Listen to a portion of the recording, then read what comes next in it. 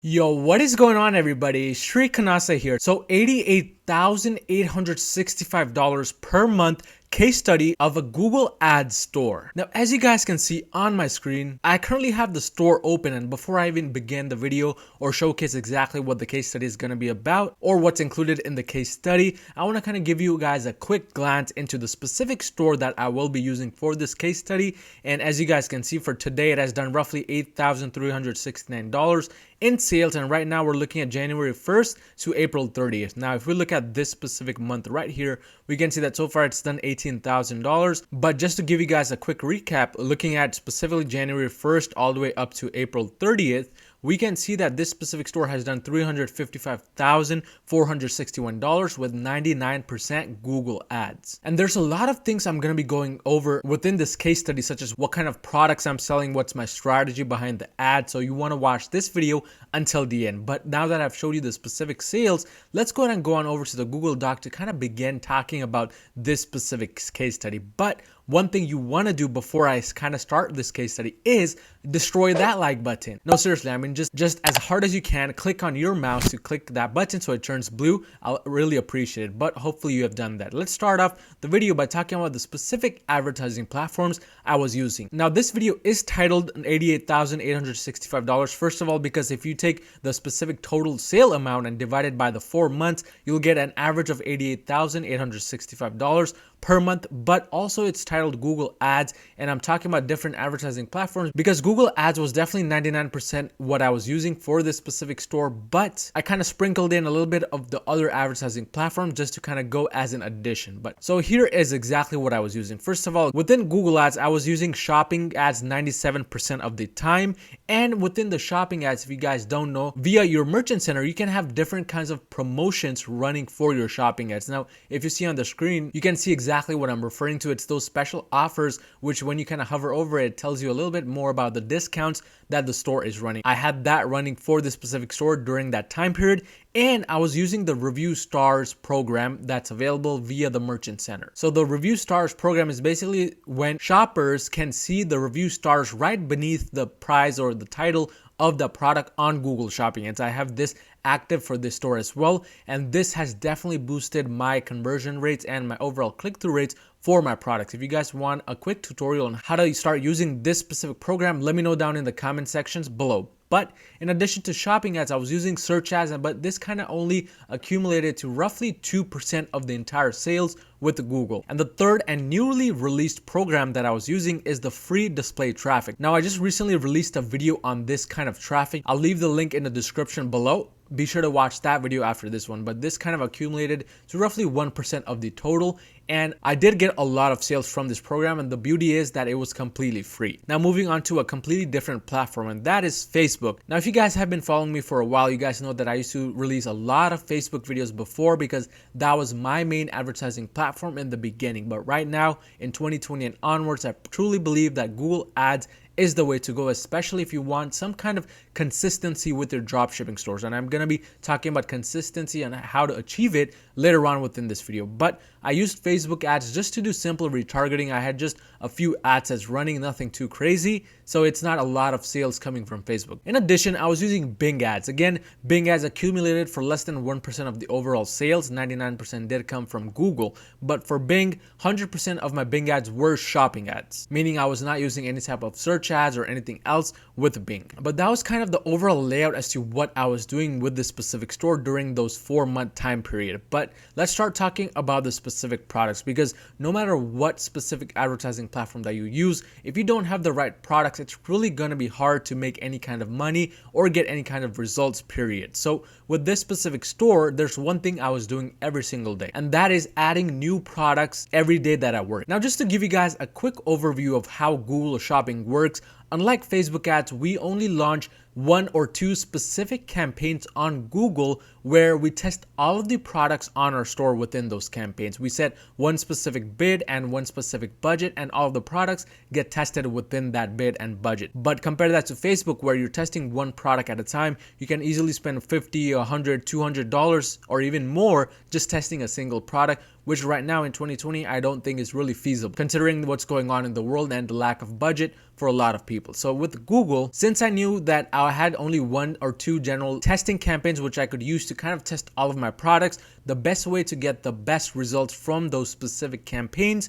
was to kind of feed it new products every single day. So that's exactly what I did from the beginning. As you guys can see, when we were at the beginning, the sales weren't that high simply because Google needs a little bit of time to get started with the momentum. It's not really going to pick up right away like you can with Facebook. So Google is entirely a patient-based platform. But slowly around the end of January, I did start to do $1,000, $2,000 in sales per day. And that was somewhat consistent, but it was kind of going up and down. But I never stopped adding new products to the store. And as you can see, when people started spending more time within their homes because of what's going on in the world, the sales suddenly spiked upwards. But this was not because of 1 or 2 products. It was because of the continuous product additions I was doing every single day, as I mentioned here. So again, this is kind of requires some kind of consistency. I'll be going over more in depth with that in the later portion, but I was adding 5 new products every single day for this specific store. And when it comes to the specific products that I was adding, I already made a video on product research, so I'm not going to go too in depth in that here. But to kind of give you guys a general idea, I was only adding those specific products with over 20,000 monthly searches for all of the keywords for that product combined. Another rule that I like to kind of follow by is that every single keyword individually has a minimum of 1,000 monthly searches, but in total, I should be able to find enough keywords so that the total volume is above 20,000. For example, if you can only find keywords with 1,000 monthly searches each, you need to be able to find 20 keywords so that this criteria is met. And that was exactly what I did for every single product that I found, because when it comes to Google shopping ads, you want to know that unlike Facebook, you're not reaching out to the audience yourself. You're giving Google the SEO optimized keywords via the titles, description, etc., so that Google itself can go out and find the right audience for you. So that is exactly why SEO optimization is so necessary for Google. But in addition to that, I was making sure that there were a minimum of 3 to 5 keywords for each individual products. For instance, some products may have a single keyword, nothing else, just one keyword with maybe 50,000 to 100,000 monthly searches. While that definitely matches our criteria of a minimum of 20,000 in total, that is not enough to kind of use within our titles and descriptions, because with Google, you cannot repeat those keywords more than 3 times. Otherwise, it is known as black hat marketing. We don't want to go there. Just know that that's not good. And if you write just about any type of description with even 100 words or 200 words, you can't really be repeating one keyword too many times. So that's why I prefer to have a minimum of 3 to 5 keywords for any given product. But in addition to that, nowadays I kind of want the product to have as little competition as available, meaning low dropshipping competition. I'm not talking about whether Target or Walmart or Etsy is selling it. That doesn't really matter to me. As long as I don't find too many dropshippers dropshipping that product, I will list that product. But to kind of top all of this off with those specific products I was adding every day, I was making sure that my titles, my image alt text, my descriptions, all had proper SEO optimization, meaning all the keywords within there were SEO optimized. Because again, without proper SEO optimization, it's really hard to find any type of success with Google. And the same goes for Bing ads, which I was using. So the SEO optimization kind of helped me boost the sales and the results on both those platforms. But before I kind of go further into talking about the specific kind of products I was using, I want to go over to my Google Ads account to show you guys exactly what the overall cost of the advertising was for those 4 specific months. So as you can see, in the last 30 days, I've done roughly $150,000 in sales for this given store. And if we go ahead and change this and go back all the way to specifically January 1st and look at it until April 30th, we can see that roughly within those specific time frames, I have only spent $40,000 and I've gotten back roughly an 8 times return on ad spend for, with Google, $356,000 in sales. Of course, this number is not 100% accurate because sometimes Google doesn't capture all of the given sales or the data, but clearly this is an amazing return on ad spend, which is very, very hard to achieve with Facebook ads, that too, consistently. But that is exactly what I spent on Google, and with Facebook, Bing, etc., it was only roughly about $5,000 to $10,000. So overall, very, very profitable. But nonetheless, let's talk about the exact products that I was using. So for the specific products on the store, I had a mix of the season-based products as well as event-based products as well as some sprinkles of long-term consistent ones. Now, what do I mean by this exactly? Well, between January 1st and April 30th, I wanted to kind of look at exactly what is going on in the world, what kind of season it is. And towards the later portion of March and April, in the United States, summertime is starting to approach. That means season is getting very, very hot. So I kept that in mind when I was adding these 5 new products every single day. And I try to find products such as outdoor stuff, in this case indoor stuff, because nobody can really go outdoors at this point, but stuff related to summer. But in addition to that, I added products related to what's going on in the world right now and with people spending more time indoors. Basically, my thinking was that if I can add activity-based products which people can enjoy doing within their homes, they would more likely be able to buy those products, especially with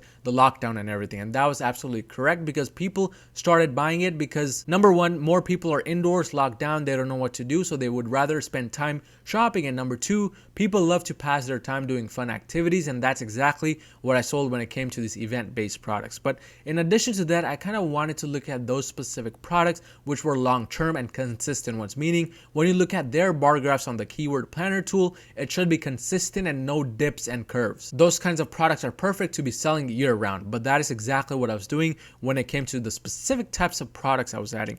In addition, when it came to the pricing of those products, I had a mix of low ticket products as well as high ticket products. And when I mentioned low ticket, I normally don't like to go below $25 sale price with Google ads or Bing ads.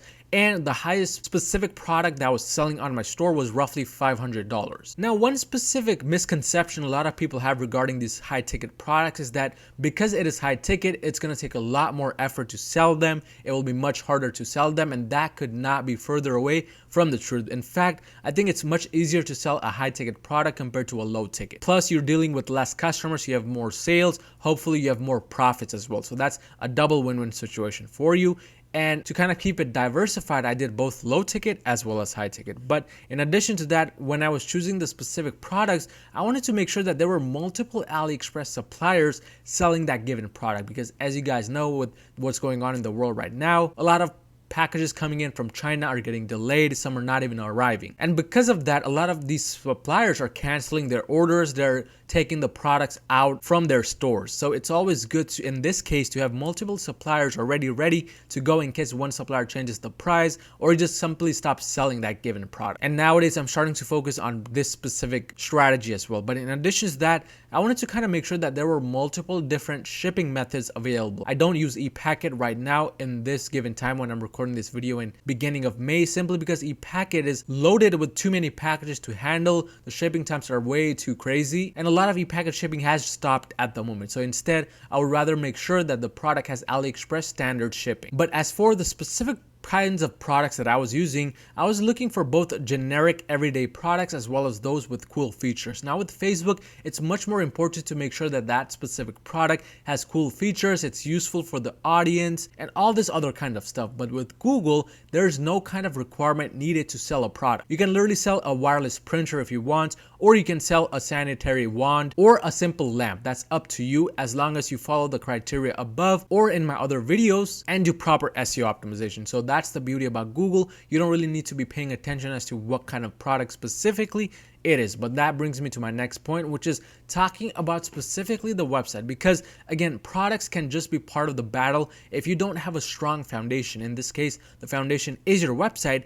Everything else is just gonna falter, nothing is gonna work, and nothing is gonna make sense to you. So when it comes to the website, I made sure that my website was very, very high quality. I was using the simple debut theme, and I still use the debut theme, which goes to show you that you don't need any fancy themes, or you don't need to invest money into themes just to get results. You can simply work with a free theme. But what really kind of made the difference between my debut theme store and somebody else's is what I did with all of the pages. So for the main pages, I made sure that there was really a lot of clear shipping or delay information because of the delays going on in the world right now. I made sure that people knew how they could contact us via email or they could message us via their mobile phones. In addition to that, for the specific product pages, I made sure there was very clear shipping information on every single product at the very end of the description, and I also had an hour guarantee section at the very end. So these two things are somewhat required in 2020 and onwards, especially with shipping info. You want to be straight up with your customers so that there are no surprises, because this is the easiest time to lose your payment gateway methods if people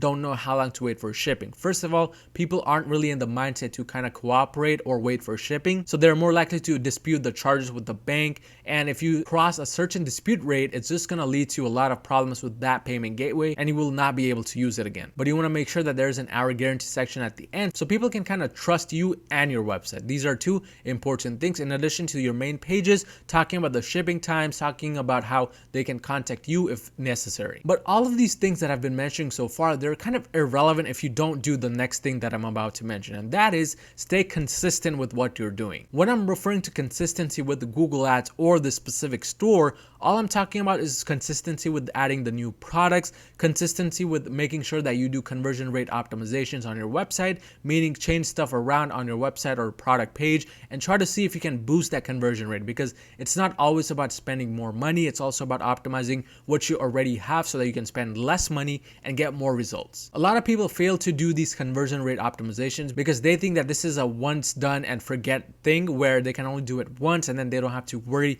about it ever again. That is far from the truth. And to kind of give you some little bit of insight of what big brands do, big brands like Inspire Uplift, Higo Shop, Blue Crate, make changes every 3 to 7 days on their website to see if they can improve their conversion rates. So what I'm trying to say is basically never stop doing the conversion rate optimizations on your website, because that is an ongoing process where it needs to be improved over time. In addition to that, you need to have consistency with doing SEO optimizations. It's not like where you can just start one Google shopping campaign and then forget about it and let it run in the background, because that is going to lead to a lot of different kinds of results and you may not be profitable doing that. Instead, what you want to do is you want to get the data that Google is supplying you and use it to your own advantage. You can maybe insert the keywords that are getting you sales within your titles and descriptions. Maybe if your CTR is low, you can change the images and do all those other things which I teach in my other videos, basically to optimize your campaigns so they spend less money and get you more sale. But in addition to that, one thing that is